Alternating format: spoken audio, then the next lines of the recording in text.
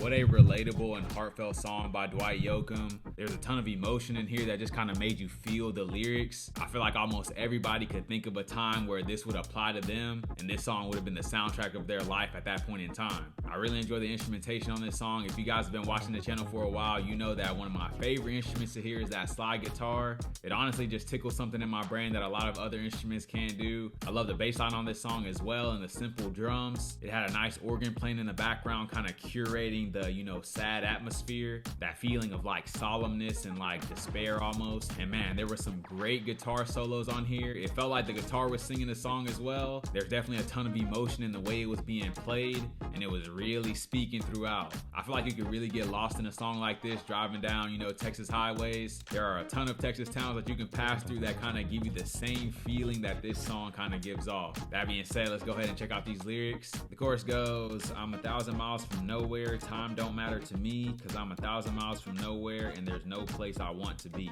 So this is really just highlighting that sense of like isolation and aloneness that he feels. He's saying there's no one around me, I'm 1,000 miles from like any civilization, and I don't care because I have nowhere to be. There's no one that's beckoning me to them. He's definitely feeling like the lonely loner. Next verse he says, I got heartaches in my pocket, I got echoes in my head, and all that I keep hearing are the cruel things that you said. So it goes without saying that he's hurting. He said, I got the heartaches in my pocket, indicating that they are close to him, that they are readily accessible, and they're really on standby. This is painting a really clear picture of how he's feeling. Then he says he has echoes in his head, and all he can hear is the cruel things that she said. So whatever disparaging things were uttered during this breakup, he's repeating them over and over in his mind, and it's kind of haunting him in a way.